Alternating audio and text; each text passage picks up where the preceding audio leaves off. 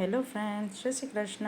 આજે આપણે બનાવીશું પનીર ગોટાળો. તેના માટે મેં અહીંયા 2 ડુંગળી, 2 ટામેટાં અને કેપ્સિકમ અને ગાજર લીધેલું છે, અને અહીં આદુ મરચાં લસણની પેસ્ટ લીધેલી છે.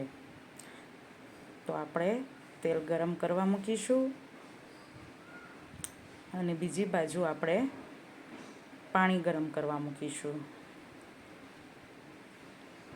તેલ ગરમ થયા બાદ તેમાં હિંગ અને આદુ મરચાં લસણની પેસ્ટ ઉમેરી દઈશું. તેને સારી રીતે સતળાવા દઈશું.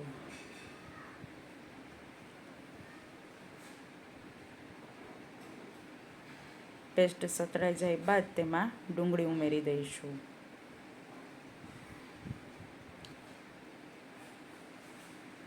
બધું જ મિક્સ કરી દઈશું.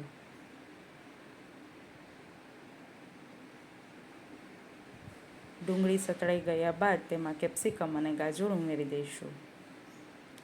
ત્યારબાદ બધું મિક્સ કરી લઈશું.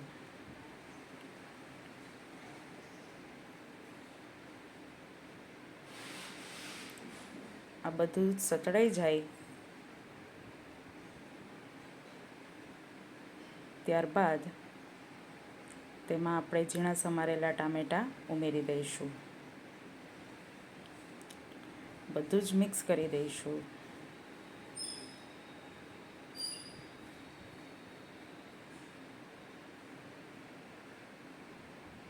ત્યારબાદ આપણે તેમાં મસાલા નાખીશું, જેમાં હળદર, મરચું, ધાણા જીરું અને મીઠું, એ બધું જ આપણે તેમાં ઉમેરી દઈશું.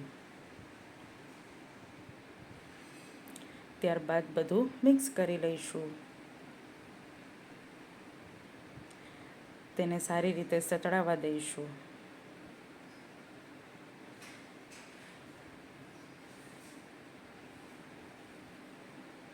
તમે જોઈ શકો છો ફ્રેન્ડ્સ, તેલ છૂટું પડી ગયું છે. ત્યારબાદ તેમાં 100 ગ્રામ પનીર નાખીશું.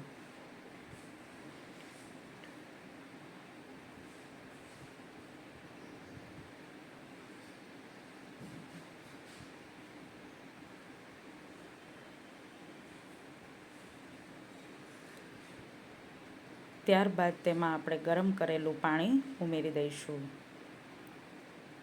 ત્યારબાદ તેને મેશર વડે મેશ કરી લઈશું.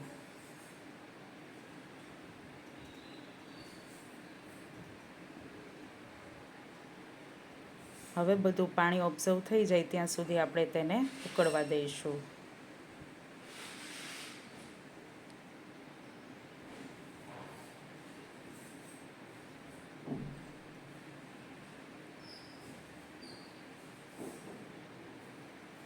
તમે જોઈ શકો છો ફ્રેન્ડ્સ, પાણી બધું ઓબ્ઝર્વ થઈ ગયું છે.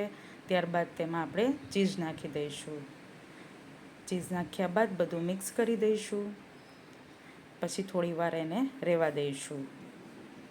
ફ્રેન્ડ્સ, આ રેસીપી તમે જરૂરથી એકવાર ટ્રાય કરજો. તમારા બાળકોને ખૂબ જ પસંદ આવશે.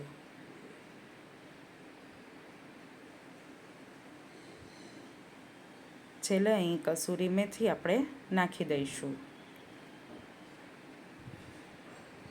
જો તમને મારી રેસીપી ગમી હોય તો લાઈક, શેર અને સબસ્ક્રાઈબ કરજો. બાય. જય શ્રી કૃષ્ણ મિત્રો.